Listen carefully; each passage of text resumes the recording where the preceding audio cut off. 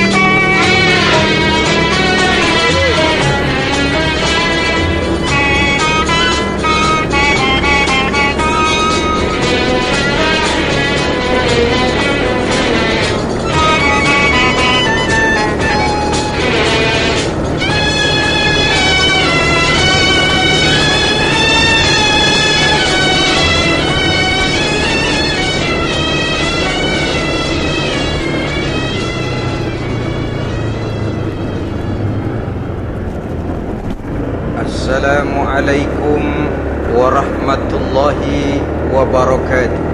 Waalaikumsalam warahmatullahi wabarakatuh. Bismillahirrahmanirrahim. Alhamdulillahi rabbil alamin. Wassalatu wassalamu ala ashrafil mursalin, imamil muttaqin, sayyidil ghurril muhajjalin, wa ala alihi wa ashabihil mujahidin at-tahirin. Amma ba'd. Saudara-saudara kaum muslimin rahimakumullah. Satu hari ketika seorang ulama besar bernama Al-Imam Al-Faqih Abu Lais tengah berjalan-jalan di dekat kota Basrah, berkelumpulah sekelompok orang di dekat beliau. Mereka datang mengajukan satu pertanyaan. Imam, kami ingin bertanya. Di dalam Al-Quran itu Allah Subhanahu wa ta'ala menjelaskan, Ud'uni astajib lakum. Berdoalah kepadaku, aku akan jawab doamu. Mintalah kepadaku, aku kabulkan permintaanmu. Itu dan begitu janji Allah di dalam Al-Quran. Kami, kata orang-orang tadi, sudah lama berdoa kepada Allah, tapi kenapa sampai sekarang doa kami ini belum dikabulkan? Katanya, ud'uni astajib lakum. Kalau kamu berdoa, aku jawab, aku penuhi, aku kabulkan doamu. Itu janji Allah. Kami sudah lama berdoa, pagi, sore, siang, malam. Nyatanya sampai sekarang doa kami belum dikabulkan. Ini bagaimana? Apa ayat Quran salah? Apa Tuhan lagi lempengan gak denger?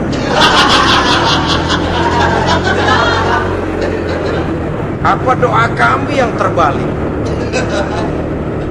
Kelihatannya sepele saja ini. Doa tidak didengar oleh Allah. Permohonan tidak dijawab, tidak dikabulkan oleh Allah. Tapi sebenarnya kalau kita mau merenung, kemalangan apa yang paling besar dalam kehidupan ini selain daripada kalau permohonan dan doa kita sudah tidak dihiraukan oleh Allah? Artinya hidup sudah tidak diopeni oleh Allah. Jangankan Allah, saudara-saudara, kita nggak diopeni sama mertua saja bingung. Ini mertua diem aja, kalau saya salah apa salahnya, kalau ada yang dikepengenin apa kepengenannya. Boyak ngomong, kenapa diem begitu?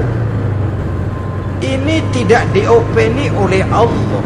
Kemalangan apa yang lebih malang selain daripada kalau doa sudah tidak didengar oleh Allah?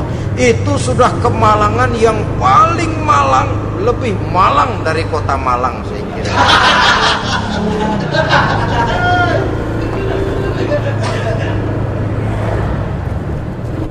Menghadapi pertanyaan ini, Imam Al-Faqih Abu Lais senyum.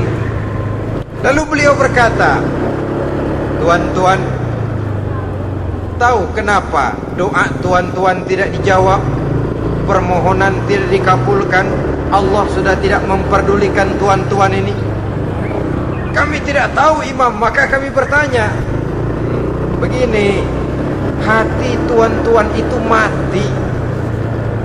Dari hati yang mati, channel tidak nyambung kepada Allah. Dari channel yang putus tidak ada getaran strong, bagaimana akan timbul gejala? Hatimu mati, jadi pantas kalau doa tidak dikabulkan, permohonan tidak dipenuhi, doa tidak terjawab, hatimu mati. Saudara-saudara kaum muslimin, dari hati yang mati ini, getaran tidak akan sampai ke hadratullah azza wa jalla. Nah, ini juga satu penyakit yang kita sangat khawatirkan, yaitu apabila hati kita sudah mati selagi jasad masih hidup. Artinya, jadilah kita bangkai berjalan di hadapan Allah Subhanahu wa ta'ala. Sementara kita sangat disibukkan dengan menggali berbagai macam jenis obat penangkal penyakit zahir, dan kita kurang perhatian untuk mencari obat penangkal penyakit batin yang kalau diserang penyakitnya menghancurkan kehidupan abadi di akhirat nanti. Perkembangan ilmu kedokteran nyata benar diikuti dengan perkembangan jenis-jenis penyakit. Makin maju ilmu kedokteran, makin modern penyakit. Ngerti juga rupanya itu penyakit. Dulu kita tidak kenal yang namanya AIDS. Kita tidak tahu yang namanya liver. Kita tidak kenal yang namanya stres. Paling yang banyak cika, masuk angin, dan sebagainya. Tapi baiklah, penyakit-penyakit batin yang menyebabkan hati menjadi mati, dan dari hati yang mati doa tidak naik, tidak didengarkan oleh Allah Subhanahu wa ta'ala. Nah, kata orang-orang tadi, yang menyebabkan hati kami mati ini apa, Imam? Beliau menjawab, pertama, araftumullaha wa lam tubtuhu haqqah. Yang menyebabkan hatimu jadi mati, pertama, kamu kenal benar kepada Allah, tapi haknya untuk disembah, kewajibanmu untuk menyembah, tidak pernah kamu laksanakan. Bagaimana Allah tidak akan jauh dari kita kalau kita tidak akan mengadakan pendekatan kepadanya? Dan pendekatan kepada Allah hanya bisa kita tempuh melalui jalur kegiatan ritual ibadah. Allah akan terlalu jauh apabila kita hanya membicarakannya lewat filsafat dan renungan yang mendalam.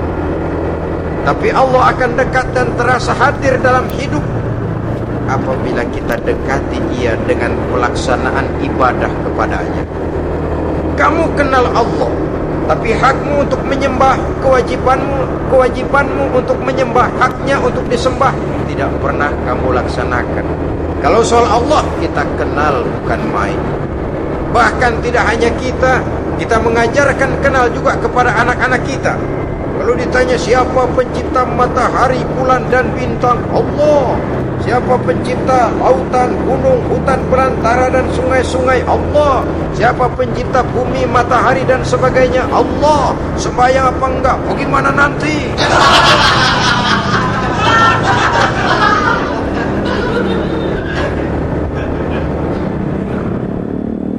tanpa pendekatan akan jauh. Apabila Allah jauh, maka doa tidak akan didengarkan olehnya.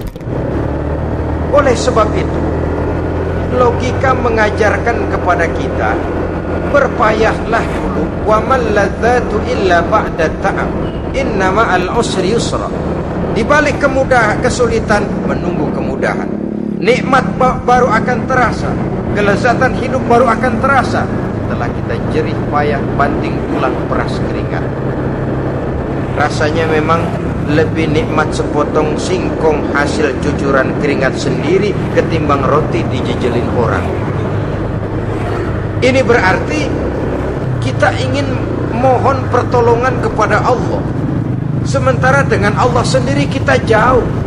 Sama saja dalam kehidupan kita analoginya, saudara-saudara. Orang tidak kenal kepada saudara, tahu-tahu jauh dari saudara, tahu-tahu datang mau minjem duit. Apa kesan saudara? Enak aja, kenal enggak, dekat enggak, datang-datang mau minjem duit. Emang duit percetakan bapak lu?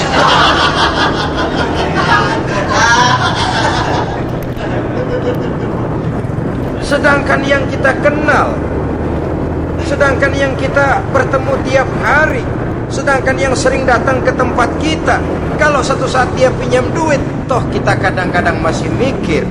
Apalagi datang nggak pernah, berkunjung nggak pernah, ngobrol nggak pernah, apalagi kenal juga nggak pernah, datang-datang mau minta. Macam apa? Datang nemuin Tuhan setahun 2 kali, Idul Fitri doang, Idul Adha. Doa cerewet banget, apa aja diminta. Saudara hadirin, bagaimana doa akan kabul, permohonan akan dijawab jikalau kita jauh dari Allah, kita kenal Allah, haknya untuk disembah, kewajibannya untuk menyembah tidak pernah kita laksanakan. Itu yang menyebabkan hati kita lalu menjadi mati. Padahal mengenal Allah, setelah mengenalnya mengadakan pendekatan kepadanya melalui ritual ibadah yang dicontohkan oleh Rasulullah Sallallahu Alaihi Wasallam. Ini hal pertama yang menyebabkan hati jadi mati. Kamu terlalu kenal Allah tapi tidak pernah menyembah kepadanya. Nama aja orang kerja kagak, habis bulan mau minta gaji. Karena kita jitak palanya. Macam apa? Kerja enggak, tahu-tahu datang mau minta gaji. Kerja dulu yang baik, habis bulan baru enggak diminta pun memang sudah ada jatahnya. Ibadah dulu kita kepada Allah. Soal Allah memberikan karunia kepada kita, itu hak Allah. Apabila kita dekat dengannya, ibadah yang kita laksanakan benar, karunia itu akan datang kepada kita. Saudara-saudara, yang kedua yang menyebabkan hati jadi mati, qara'tumul Qur'an walam ta'malu bih. Kamu baca Al-Qur'an tapi ajarannya tidak pernah kamu amalkan. Kamu baca Quran tapi isinya kamu injak-injak. Sehingga ada peringatan dari Rasul Sallallahu Alaihi Wasallam. Beliau bersabda, "Iza azzamat ummatid dunya wa fi riwayatin dinaron wa dirhaman nuzi'at minha haibatul Islam. Wa iza turikatil amru bil ma'ruf wan nahyu 'anil munkari hurimat 'alaihim barakatul wahyi. Wa iza tasabat ummati saqatat min ainillah." 3 peringatan keras tapi yang merupakan gejala penyakit kita umat Islam diperingatkan oleh Nabi kita. Pertama, iza azzamat ummatid dunya, apabila umatku telah terlalu mengagung-agungkan dunia, apabila umatku telah jatuh menjadi umat yang materialistis, segalanya diukur dari sudut keduniaan saja, nuzi'at minha haibatul Islam, maka akan dicabutlah dari mereka kehebatan agama Islam. Hilang kehebatan Islam apabila kita jatuh menjadi umat pengagum dunia, penyembah materi. Nilai kita, keberadaan kita tidak dihargai orang lain. Orang memandang kita remeh saja. Orang Islam gak ada apa-apanya, bayar aja, bisa dibeli, bisa diatur, bisa dikerjain, garap saja. Nusiat minha haibatul Islam, hilang dari mereka kehebatan Islam ini. Kenapa? Mereka telah mengagungkan dunia dan menjadikannya sebagai tujuan. Padahal dunia cuma alat, materi cuma alat, harta cuma alat. Yang kedua, wa iza turikatil amru bil ma'rufi wan nahyu 'anil munkari hurimat alaihim barakatul wahyi. Apabila telah ditinggalkan amar ma'ruf dan nahi munkar, maka hilanglah keberkahan wahyu. Ini yang ada hubungannya dengan masalah kita. Kita baca Quran, kita tidak amalkan isinya. Bagaimana hati tidak jadi mati? Amar ma'ruf dan nahi munkar ditinggalkan orang, hilang keberkahan wahyu. Pada saat itu boleh jadi Quran ada, tapi cuma tinggal tulisan saja. Islam ada, cuma tinggal sekedar nama saja. Diseminarkan, disemposiumkan, dimuktamarkan, tapi tidak dijabarkan dalam kehidupan sehari-hari. Apabila amar ma'ruf dan nahi munkar telah ditinggalkan orang, hilang keberkahan Quran. Akibatnya apa? Apabila amar ma'ruf tidak lagi digalakkan orang, nahi munkar tidak dilaksanakan orang, lalu orang menilai sesuatu menurut seleranya sendiri. Mana yang ma'ruf, mana yang munkar, tidak ada lagi patokan utama.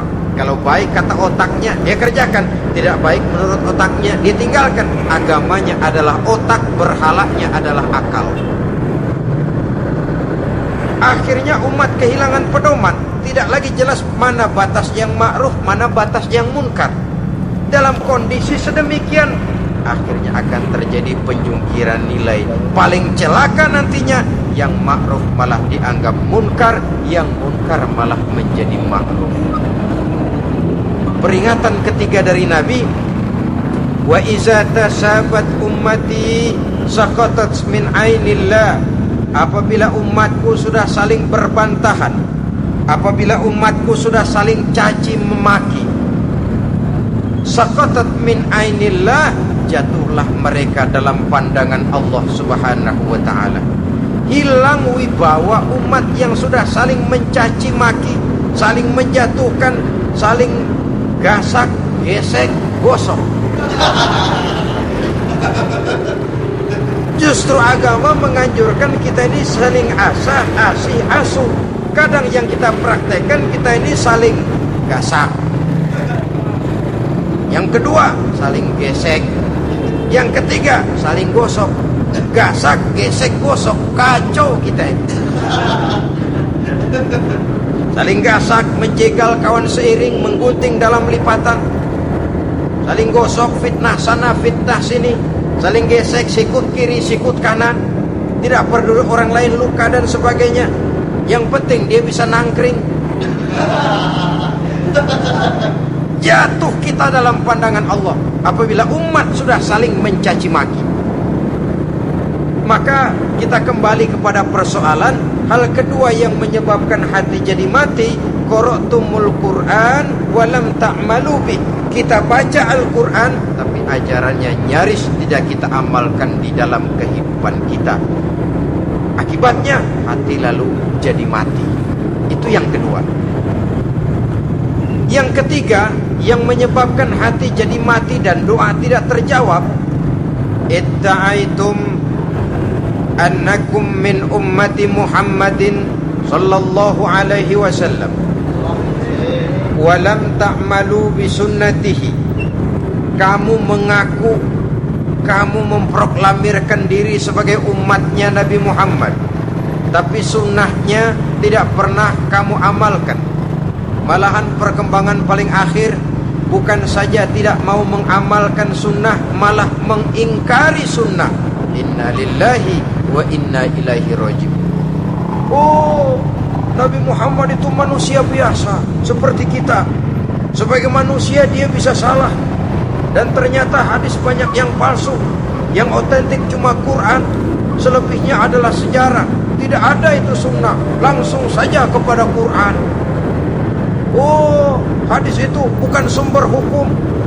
Oh, tidak perlu mengamalkan sunnah. Saudara-saudara kaum muslimin, mengaku kita umat Nabi, tapi sunnahnya kita campakkan, tidak kita amalkan. Setelah tidak kita amalkan, kita campakkan. Setelah kita campakkan, kita ingkari pula. Inna lillahi wa inna ilaihi raji'un. Bagaimana hati tidak jadi mati kalau siang malam kita memproklamirkan diri sebagai umat Nabi Muhammad, sementara sunnahnya kita campakkan, kita abaikan, dan kita ingkari sunnah itu. Padahal jikalau sekarang kita mengenal Islam, jikalau kita sekarang ngerti halal haram, tahu hak batil, bisa memilah dan memilih antara yang ma'ruf dengan yang munkar, itu utamanya adalah karena jasa Nabi Muhammad sallallahu alaihi wasallam yang dari generasi ke generasi dilanjutkan oleh para sahabat, oleh tabi'in, oleh tabi'it tabi'in, terus oleh para ulama-ulama sampai kepada kita sekarang ini. Walaupun beliau hanya berfungsi sebagai penyampai, tapi kepribadiannya dijadikan model oleh Allah Subhanahu wa taala di dalam kita melaksanakan kehidupan beragama. Bahwa beliau manusia seperti kita, memang dalam arti unsur biologisnya ya manusia, punya darah, punya daging, punya hati, punya perasaan, bisa sedih, bisa gembira. Tetapi beliau itu termasuk basyarun la kal basyar, manusia yang tidak seperti manusia pada umumnya, punya spesifik, dan itu wajar sebagai seorang rasul pilihan Allah, apalagi merupakan rasul pilihan dari sekian puluh pilihan. Bahwa jamrud itu batu memang, tapi nilainya kan berbeda dengan batu polar. Satu truk batu polar dengan barangkali segenggam batu jamrud, nilainya tentu jauh lebih mahal batu jamrud. Kalau soal batunya, sama batunya, tapi nilainya berbeda karena esensinya berbeda. Kita manusia, Nabi Muhammad juga manusia, sama manusianya memang, tapi kualitasnya, nilainya tentu jauh panggang daripada api. Itu sebabnya Allah menjadikan beliau sebagai model. Laqad kana lakum fi rasulillahi uswatun hasanah. Di dalam diri Rasul itu terdapat contoh teladan yang sangat baik bagi kita. Oleh karenanya, pada pertemuan kali ini, apabila kita konsekuen mengaku umat Nabi Muhammad, marilah konsekuen juga menegakkan sunnahnya. 3. Yang keempat, yang menyebabkan hati jadi mati dan doa tidak terjawab, akaltum ni'mata rabbikum walam tashkurulah. Tiap hari kamu makan nikmat Tuhanmu, tapi kamu tidak pernah mau bersyukur kepadanya, kepada Allah Subhanahu wa ta'ala. Nikmat Tuhan kita doyan banget, tidak pernah sehari dan sesaat pun terlepas diri dan hidup ini dari nikmat-nikmat yang diberikan Allah.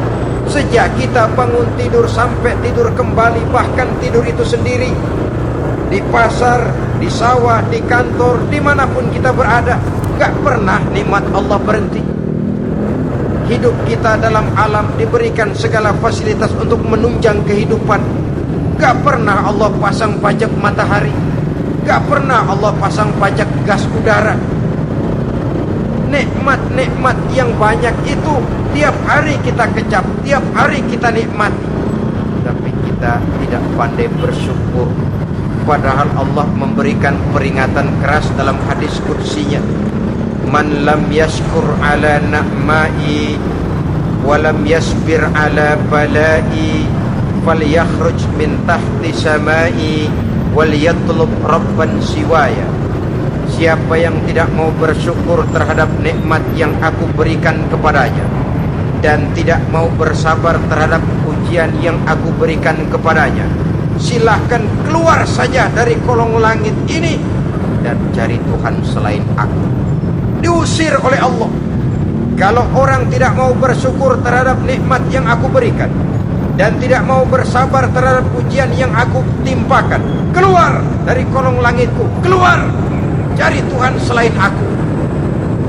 Diusir. Lah yang ngusir Allah. Anak sekarang bilang mau ke Menong.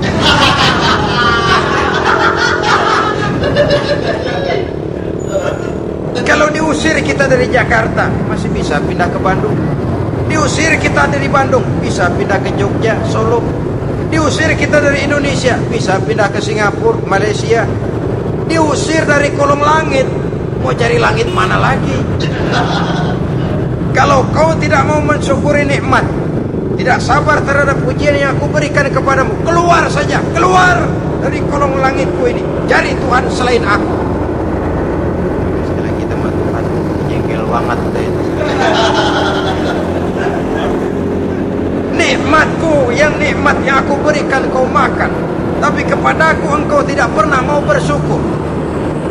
Saudara-saudara kaum muslimin rahimakumullah, wajar. Kita dulunya tidak ada, sekarang ada nikmat. Susunan biologis manusiawi kita demikian cantik, nikmat. Tinggal di bumi, fasilitas yang kita perlukan disediakan, tinggal kita kemampuan kita mengelolanya, nikmat. Diberikan kita otak yang membedakan kita dengan binatang, nikmat. Diberikan kita agama, diutus para rasul untuk jadi model dalam kehidupan kita, nikmat. Kalau cara kita emang kurang apa sih? Apa yang kurang, hai manusia? Engkau tidak ada, aku adakan. Kalau aku perintahkan kau tinggal di bulan, mungkin kau tidak akan sanggup hidup. Begitu lahir juga kelepek-kelepek habis. Ya nggak ada HO2 toh di bulan, mau ngisap apa? Aku tinggalkan kau, aku perintahkan tinggal di permukaan bumi. Alamnya indah, fasilitas serba menunjang. Nikmati semuanya, semuanya untuk kamu, semuanya. Satu, minta syukuri nikmat yang aku berikan kepadamu. Ya bukan cuma syukur dalam ucapan, syukur dalam perbuatan. Banyak nikmat yang diterima, makin banyak dia sujud, makin banyak dia ruku, makin banyak dia mengadakan pendekatan kepada Allah. Syukur dalam artian berupa tindakan dan perbuatan, mempergunakan nikmat sesuai dengan kehendak yang memberikan nikmat itu sendiri kepada kita. Saudara-saudara kaum muslimin rahimakumullah, ini penyakit yang keempat. Kamu makan nikmat Tuhan, tapi kamu tidak pernah pandai bersyukur kepadanya, mensyukuri nikmat yang diberikan tadi. Bagaimana hati tidak jadi mati? Kita sibuk mempersolek jasmani, mencari obat penangkal penyakit zahir. Kayak yang rame di zaman sekarang, saudara lihat, salon, fitness, senam, macam-macam jenis. Tidak ada salahnya dan tidak ada jeleknya.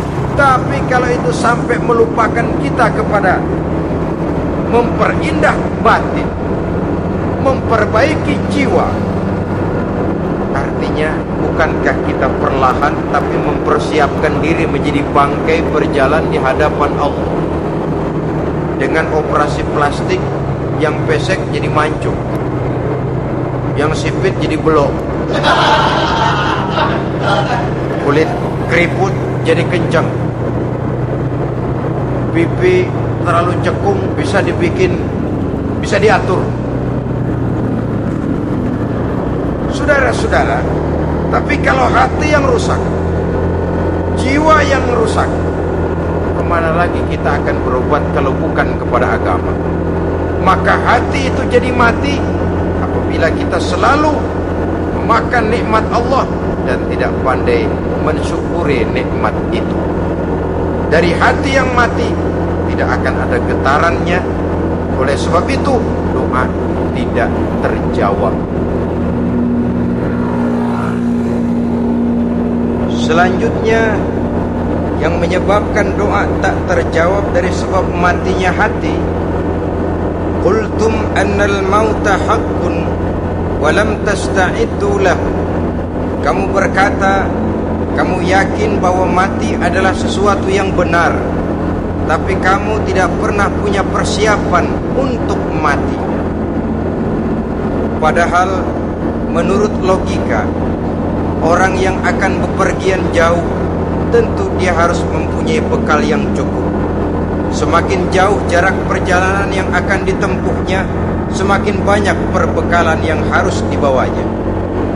Dahulu, seketika beberapa jamaah dari Yaman akan melaksanakan ibadah haji dengan nekat. Mereka berprinsip, pokoknya kan berangkat haji jadi tamunya Allah, nanti Allah yang akan ngelayanin. Mereka nekat, modal badan doang berangkat. Diadukan kepada baginda Rasul, lalu turun peringatan dari Allah, wa tazawwadu fa inna khairaz zadi taqwa. Jangan begitu, bawa bekal, sesungguhnya bekal yang paling baik adalah takwa. Bahwa berangkat dengan bekal takwa itu bekal yang paling utama, tapi bekal-bekal yang lain pun jangan diabaikan. Kalau kita akan berangkat untuk tujuan yang baik, bekal yang paling utama memang takwa, tapi tidak berarti harus mengabaikan bekal-bekal yang lain. Begitulah, semakin jauh perjalanan yang akan kita tempuh, semakin banyak bekal yang harus kita hadapi. Kalau saudara mau pergi ke Surabaya, tidak membawa bekal kemudian berani berangkat, rasanya sih saya pikir itu bukan berani, nekat namanya. Sama saja orang belum pernah sembahyang mati, nekat tuh orang, berani amat. Belum berbuat kebaikan barang sedikit pun sudah mati, nekat namanya itu. Sama saja tadi, nggak bawa bekal apa-apa berangkat ke Surabaya. Sampai Surabaya belum tentu, sengsara udah jelas. Belum punya bekal yang baik sudah mati. Sampai ke surga belum tentu, tapi kebelangsak dan sengsara rasa-rasanya pasti itu. Oleh karena itu, kalau kita yakin mati sesuatu yang benar, sesuatu yang pasti datang menimpa, maka hendaklah kita mempersiapkan bekal. Kemudian idda'aitumun najata minan nar wa ramaitum fiha anfusakum. Kamu memproklamirkan diri ingin selamat dari neraka, tapi kamu lemparkan dirimu ke dalam neraka. Bagaimanapun bajingannya bajingan, kalau ditanya ente mau masuk neraka enggak, jawabannya pasti enggak. Itu pasti perbuatannya sendiri yang melemparkan dirinya ke dalam neraka, membiarkan dirinya berlarut-larut, bertimbun-timbun dalam dosa dan kesalahan, dan tidak akan ada niatan untuk memperbaiki diri. Hanyut di meja judi, habis ditelan minuman keras, fitnah sana fitnah sini, hasud sana hasud sini. Padahal mulutnya ingin selamat dari neraka, perbuatannya malah melemparkan dirinya ke dalam api neraka. Tidak ada orang yang lebih sayang kepada diri kita selain kita sendiri. Dan menyayangi diri itu tidak cuma dengan memandikannya sehari 3 kali, memakaikannya parfum dengan segala macam merek, memakai sabun yang wangi-wangi, minyak yang harum-harum. Lebih daripada itu, jaga dan sayangi diri. Jangan jatuhkan dia ke dalam perbuatan-perbuatan yang bisa menjerumuskan diri itu ke dalam neraka. Kemudian disambung oleh Imam Al-Faqih Abu Lais, yang menyebabkan doa tidak terjawab karena hati mati. Idda'aitum dukhulal jannah walam ta'malu laha. Kamu ingin masuk surga, tapi kamu berat mengamalkan perbuatan yang bisa menyampaikan kamu ke surga. Semua kita kalau ditanya mau masuk surga, mau. Tapi jarang yang berlomba melakukan perbuatan-perbuatan yang bisa menyampaikan kita ke surga. Kemudian yang terakhir kata Imam Al-Faqih Abu Lais, dafantum mautakum walam ta'tabiru laha. Kamu menguburkan orang yang mati di antara kamu, tapi kamu tidak bisa mengambil iktibar, tidak bisa mengambil pelajaran dari mayit yang jenazah yang kau kuburkan itu. Mestinya kan nguburin orang tuh membuat sadar. Iya, tapi sekarang saya baringkan di liang lahat, menghadap ke arah kiblat, bantalnya tanah. Setelah itu ditutup dengan papan, lalu ditimbuk dengan tanah. Iya, sekarang giliran saya, entah besok, lusa, bulan depan, tahun depan, tapi pasti mengubur mayat, mengubur jenazah, tapi tidak bisa mengambil iktibar dari yang dilaksanakan ini. Ini merupakan penyakit-penyakit batin yang merupakan handicap, yang menimbulkan jarak antara kita dengan Allah Subhanahu wa ta'ala. Pantas kalau itu semua ada pada diri kita, hati jadi mati. Dari hati yang mati, doa tidak akan tembus. Kita tidak lagi akan diperdulikan oleh Allah Subhanahu wa ta'ala. Dan itu sekali lagi kemalangan yang terbesar dalam kehidupan kita. Bagaimana jalan keluarnya? Pertama, memperbaiki batin kita, menyelamatkan diri daripada penyakit-penyakit yang bisa mematikan hati seperti yang sudah saya sebutkan tadi. Yang kedua, berdoa dengan adab, sehingga tata cara di dalam kita bermohon kepada Allah Subhanahu wa ta'ala dibicarakan secara khusus oleh Al-Imamul Ghazali dalam kitab Ihya beliau yang disebut adabud doa. Adab di dalam kita melaksanakan doa kepada Allah Subhanahu wa ta'ala. Setelah batin ini bersih dari penyakit-penyakit hati yang bisa menyebabkan hati jadi mati, berdoalah kita kepada Allah. Bagaimana adabnya?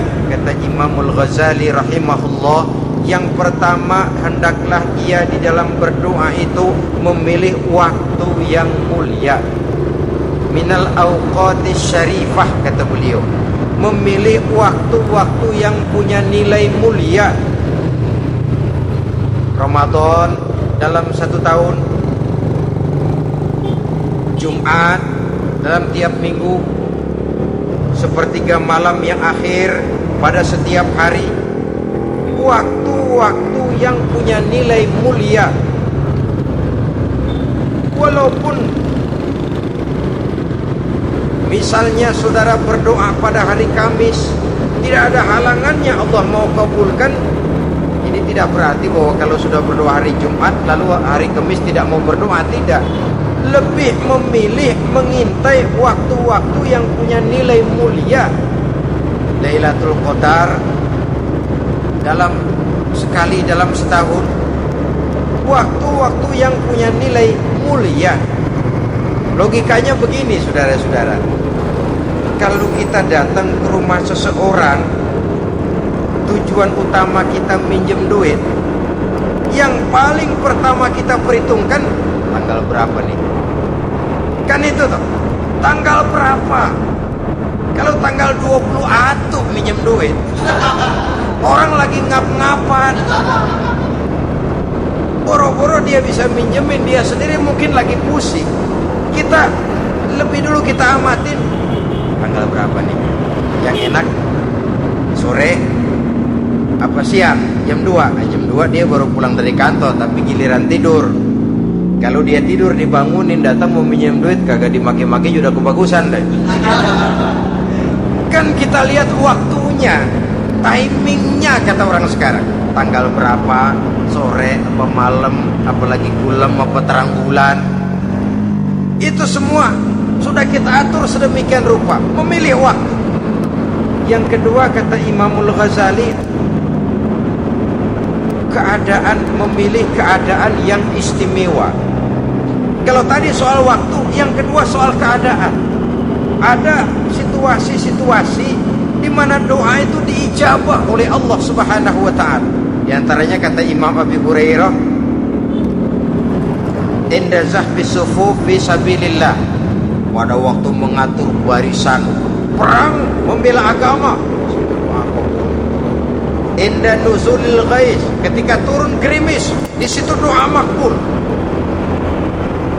Inda iqamis shalah, ketika salat mau didirikan, riwayat lain bainal azan wal iqamah, antara azan dan qomat, di situ doa makbul. Itu memilih keadaan-keadaan. Kemudian yang ketiga, kata beliau, berdoa menghadap kiblat. Ya, apa kalau doa madhab mudik Tuhan kagak tahu? Tahu. Tuhan gak dengar? Dengar, cuma lebih etis. Lebih etis kalau kita berdoa menghadap ke arah kiblat. Saudara-saudara kaum muslimin rahimakumullah. Yang keempat, hifdzus shaut, menyederhanakan suara. Tidak terlalu keras, juga tidak terdengar orang lain, apalagi kalau doa kita diaminkan oleh orang lain. Tidak usah terlalu keras. Kenapa? Karena Allah yang kita meminta kepadanya bukan zat yang tuli, bukan zat yang buta, bukan zat yang tidak dengar, bahkan Dia Maha dengar. Juga tidak terlalu seperti orang berbisik-bisik, apalagi kalau doanya doa bersama-sama. Tapi kadang-kadang terdorong oleh husnuzon dari para makmum saja. Tidak peduli apa yang dibaca oleh imam, yang kedengaran cuma amin aja gerengan. Amin, amin, amin, amin, amin, amin.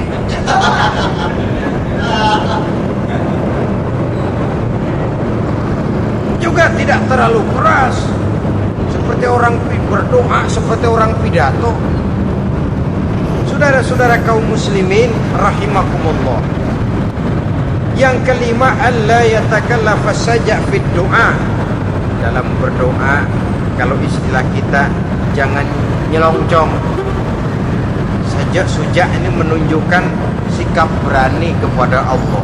Misalnya ada orang berdoa, ya Allah ampunilah saya kalau Engkau mau. Kalau Allah mau. Kasihanilah saya ya Allah kalau Engkau mau. Itu doa orang songong. Atau sama saja, ya Allah berilah saya rezeki dikit aja. Emang kenapa pakai begitu?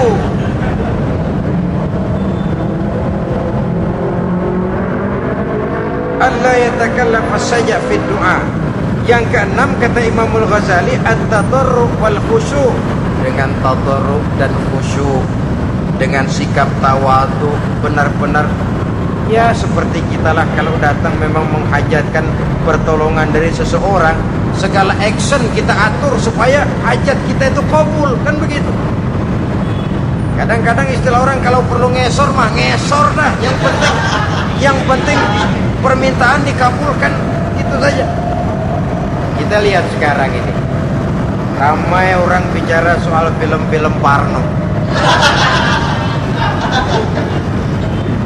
Kelihatannya pendatang-pendatang baru, pokoknya asal bisa main dah, bugil ya bugil dah. Yang penting nyohor, bisa tampil.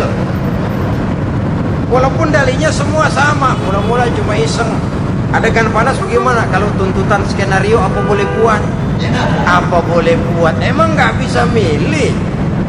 Setelah film beredar baru saya juga jijik ngeliatilah tadi kemana waktu bikin. Udah jadi baru jijik, bikinnya merem memang itu.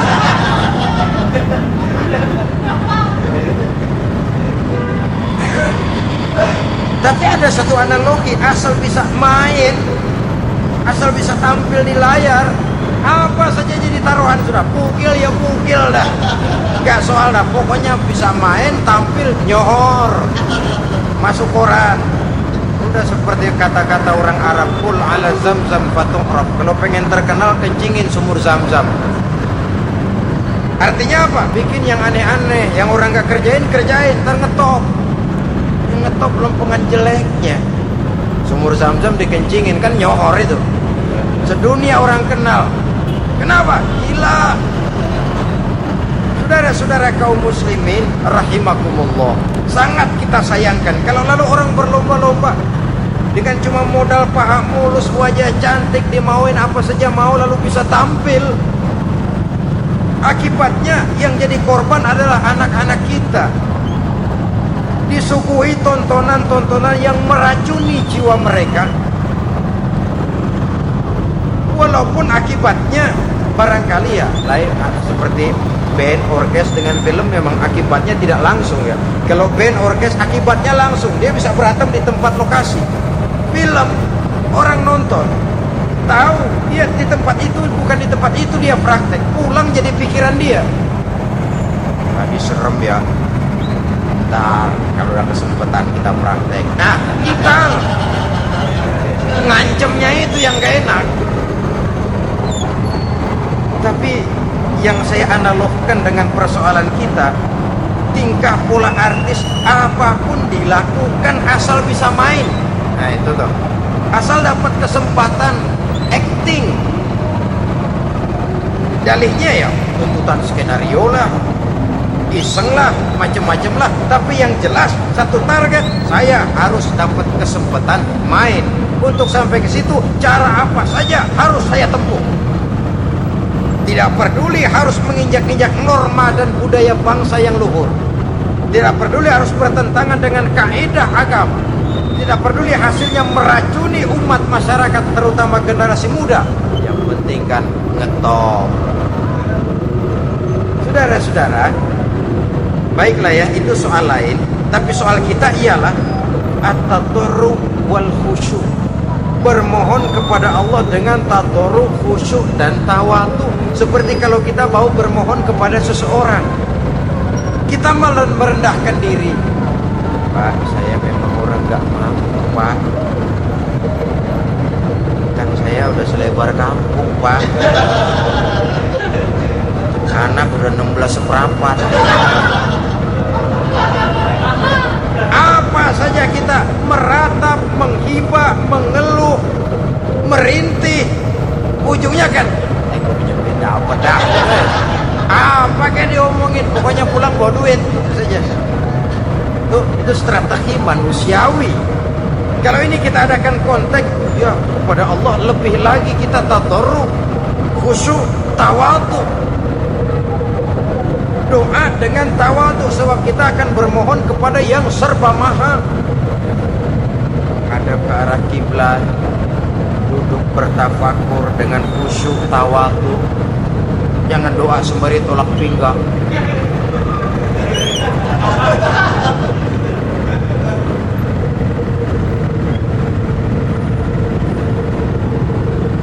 Yang ketujuh, kata Imamul Ghazali, ayyujzimat du'a wa yuqina bil ijabah. Artinya dia menjazamkan doanya itu dan yakin bahwa doanya akan dikabulkan oleh Allah. Sebab kata Nabi, innallaha la yaqbalu du'aan min qalbin ghafilin lahin.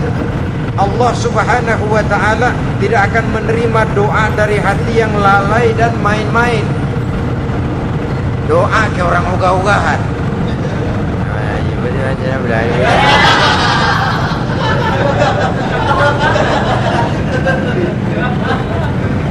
Kali malaikat nyongok dong, lu minta apa lu?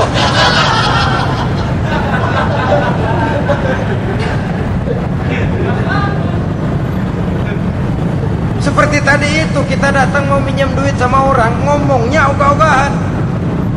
Duit ini dikasih syukur enggak, ya udah. Ya enggak dah, enggak dikasih sudah. Kenapa? Mintanya begitu, enggak serius dan enggak yakin bahwa doanya akan dikabulkan. Kalau kita sudah punya keyakinan, ini jangan-jangan doa saya enggak diterima Allah. Enggak. Ana, kata Allah, ana inda zonni abdi bi. Aku sih bagaimana menurut sangka hambaku kepadaku saja. Kalau sangkanya baik, aku baik. Kalau sangkanya doanya dikabulkan, aku kabulkan. So itu doa harus dengan pasti dan harus dengan yakin doa itu akan dikabulkan dan meluruskan harapan, membenarkan cita-cita, meluruskan maksud apabila doa itu dikabulkan oleh Allah Subhanahu wa taala. Saudara-saudara, oleh karenanya jangan doa setengah hati. Jangan berdoa sambil main-main. Apalagi menghadap kiblat dengan dua tangan terangkat sebagaimana dicontohkan oleh Rasulullah sallallahu alaihi wasallam. Bahwa berdoa tanpa mengangkat kedua tangan pun Allah tahu, Allah dengar, tapi kelihatannya kurang serius. Seolah-olah terserah ada Tuhan mau dikasih ya kasih, enggak ya udah. Seolah-olah kita tidak serius dalam berdoa. Kemudian yang berikutnya kata Imamul Ghazali, ayyaftatahat du'a bi dzikrillah fala yabda'u bi su'al. Hendaknya dia mulai berdoa itu dengan menyebut nama Allah, berzikir kepada Allah, fala yabda'u bi su'al, jangan langsung memulai dengan permintaan. Ini tata krama etisnya. Sama juga orang kirim surat, salam sejahtera kami haturkan, padahal mah nggak ada itu juga nggak apa-apa. Itu kan maksud mukadimah saja. Besar harapan kami semoga Bapak dan seluruh keluarga di sini pun berada dalam keadaan sehat walafiat. Selanjutnya kami telah dengar dari berbagai teman tentang kedermawanan Bapak, tentang bantuan Bapak di berbagai bidang yang menyangkut sosial pendidikan. Sehubungan dengan itu maka kami bermaksud mengajukan permohonan. Baru masuk itu mah 15 kalimat kesonoin, urusan lain. Intinya sehubungan dengan itu kami bermaksud memohon kepada Bapak. Kita mulai, salam sejahtera kami haturkan, bersama ini pula kami macam-macam lah. Sama juga seperti tadi itu, kita datang mau minjem duit, datang karena kita tahu datang habis bulan, malam terang bulan, udaranya sejuk, ngobrol lah kita, dapet teh. Apa kabar Pak? Baik. Aduh Bapak sih untung dah Pak, kayak pemurah lagi. Saya tahu Bapak banyak nyumbang di mana-mana. Di Angon aja tuh orang di Angon.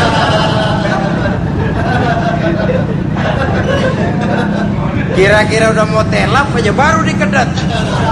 Ngomong-ngomong Pak, nah mulai nih kalau udah ngomong nah tuh mulai, baru masuk.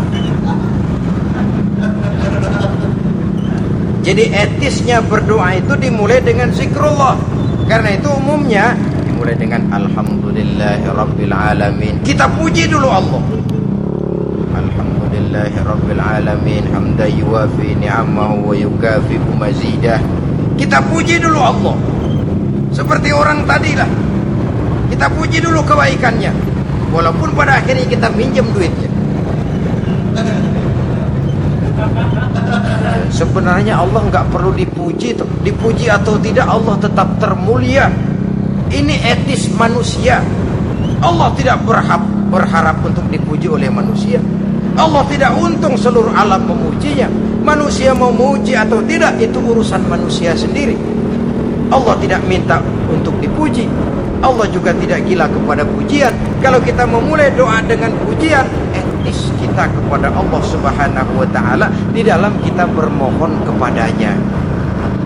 Saudara-saudara kaum muslimin rahimakumullah. Kemudian menyesuaikan doa dengan kondisi. Ini termasuk syarat batin ya, taubat, waratul mazalim, kata Imam Ghazali, menolak segala macam kezaliman. Artinya kalau berdoa itu tahu diri. Kalau gaji kita sebulan 700 atau 800 900 ribu, berdoa minta rezeki 1 juta, itu tahu diri namanya. Kan cuman kurang 100 ribu. Ya, kalau kerja kagak minta gajian 1 juta, pengen doa dikabulkan, rasanya secara etis nggak tahu diri orang berdoa seperti itu. Orang datang mau minta duit, mau pinjam duit kepada kita, kan kita lihat kira-kira mampu kembaliin nggak nih orang. Kita lihat, kita evaluasi kemungkinannya. Lalu si yang minjem tentu tahu diri. Kalau memang kekuatannya ngembaliin tidak seperti kekuatannya mulangin, hendaknya dia timbang rasa. Begitu juga kepada kita, etisnya kepada Allah Subhanahu wa ta'ala. Tahu diri, menyesuaikan doa dengan keadaan. Kalau tidak, ada gap terlalu jauh panggang daripada api, nanti nasibnya bagai si burung merindukan bulan. Apabila adab-adab di dalam berdoa ini kita perhatikan, sejak dia dari adab yang zahir sampai kepada adab yang batin, kemudian penyakit-penyakit yang membuat hati itu jadi mati, maka insya Allah doa kita dijabah oleh Allah Subhanahu wa ta'ala. Dalam Al-Baqarah ayat 186, Allah Subhanahu wa ta'ala menjelaskan, wa iza sa'alaka ibadi anni fa inni qarib ujibu da'watad da'i iza da'ani falyastajibu li wal yu'minu bi la'allahum yarshudun. Apabila hambaku bertanya kepadamu Muhammad tentang aku, kata Allah, fa inni qarib, katakan kepadanya aku dekat sekali dengan mereka. Ujibu da'watad da'i iza da'an, aku akan jawab, aku kabulkan permohonan orang-orang yang berdoa kepadaku. Falyastajibu li wal yu'minu bi, maka hendaknya mereka juga menjawab panggilanku atas dasar iman kepadaku. La'allahum yarshudun, semoga dengan ini mereka kelak mendapat petunjuk. Saudara-saudara, Al-Baqarah 186 ini dengan nyata menjelaskan kepada kita, Allah akan menjawab doa, mengabulkan permohonan apabila kita falyastajibu li wal yu'minu bi, juga menjawab panggilan Allah atas dasar beriman kepadanya. Logikanya tadi itu, araftumullaha wa lam tu'tuhu haqqahu. Kita tidak pernah mau menjawab panggilan Allah sementara kita berharap doa kita dijawab oleh Allah. Apa enggak pincang? Apa enggak berat sebelah? Panggilan Allah kita berat memenuhinya, sementara kita sangat berharap agar permohonan kita, seruan kita dikabulkan oleh Allah. Menjawab panggilan Allah atas dasar beriman kepadanya. Kenapa? Ada orang menjawab panggilan bukan berdasarkan iman, tapi karena target lain. Datang sembahyang Jumat paling dulu, target utamanya pulang juga paling dulu nyabet sendal, nyabet sepatu. Menjawabnya iya, tapi tidak karena iman. Jadi apabila kita rajin menjawab panggilan Allah atas dasar beriman kepadanya, maka seruan, permohonan, doa niscaya dikabulkan olehnya. Ini saja, mudah-mudahan ada manfaatnya. Terima kasih atas segala perhatian, mohon maaf atas segala kekurangan. Usikum wa nafsi bitaqwallah. Wassalamualaikum warahmatullahi wabarakatuh. Waalaikumsalam warahmatullahi wabarakatuh.